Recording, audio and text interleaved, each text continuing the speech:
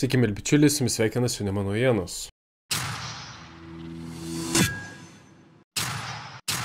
Norėčiau padėkoti visiems, kas prenumeruoja kanalą, pasidalina vaizdo įrašais, juos pakomentuoja ir paspaudžia patinka, nes tai yra didžiausias paskatinimas kurti toliau. Susikūrėme Jaunimo naujienų anketą Patreon platformoje. Tad jeigu norite ir galite prisidėti prie laidų kūrimo mus paremdami finansiškai, tapkite Jaunimo naujienų laidos sekėjais Patreone. Taip pat prisidėti finansiškai galite tiesioginiu bankiniu pavedimu, pervesdami lėšas į banko sąskaitą, nurodant mokėjimo paskirtį auka. Nuorodas paliksiu vaizdo įrašo aprašyme ir komentaruose. Nejaugi LRT auditas bus. Įdomu, kad informaciją apie LRT auditą pateikė pats LRT.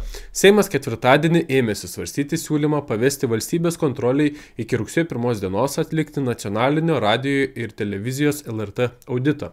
Už tokį Seimo nutarimo projektą po pateikimo balsavo 80 parlamentarų. Prieš buvo 15, susilaikė 16 politikų. Projektą palaikė Demokratų, Socialdemokratų partijos, Lietuvos valstiečių, Žaliųjų ir Krikščioniškų šeimų sąjungos, Nemuno aušros frakcijos, taip pat ir Seimo pirmininkas Saulius Skvernelis. Prieš buvo liberalai ir konservatoriai. Toliau jį svarstys Seimo komitetai, į posėdžių salę dokumentas turėtų grįžti balandžio 17 dieną. Šį nutarimo projektą inicijavo daugiau nei pusė Seimo narių, iš viso 71 parlamentaras. Idėjos autorius Nemuno aušros lyderis Remigijus Žemaitaitis.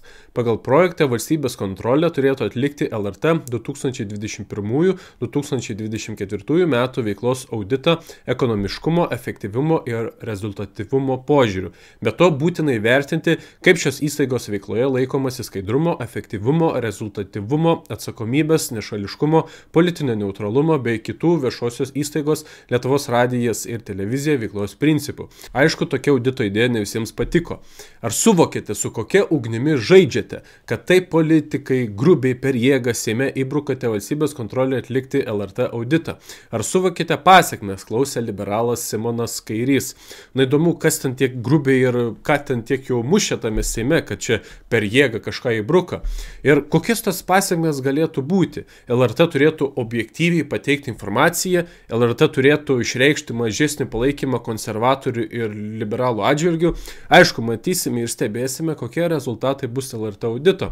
Tačiau pati idėja jį atlikti tikrai yra gera. Nu dabar prisiminkime, kaip LRT dar praėjusių metų lapkritį atsiliepė apie Remigijaus Žemaitaičio pasisakymus apie galimą LRT auditą. Jokios atsakingos institucijos nėra konstatavusios jokių pažeidimų LRT ir dabar. Todėl Remigijaus Žemaitaičio implikuojami kaltinimai LRT adresu yra nepagirsti, neatsakingi ir kelia pavojų stabiliai visuomeninio transliuotojo veiklai ir nepriklausomumui, ypač sudėtingų geopolitinių metų, rašoma BNS perduotame LRT komentare. Iš tiesų gera gynyba. Dabar kiekviena šalies institucija ir verslas galėtų taikyti tokią argumentaciją, jei būtų norima atlikti jų atžvilgių auditą. Jei jūs atliksite auditą, tai pakenks mūsų verslo ar valstybės institucijos nepriklausomumui, ypač sudėtingų geopolitinių metų.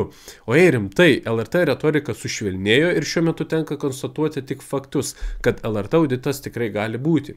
O ką jūs, brangūs žiūrovai, galvojate apie galimą LRT audito atlikimą ir kokių rezultatų būtų galima tikėtis? Savo nuomonę galite palikti komentaruose. Iki.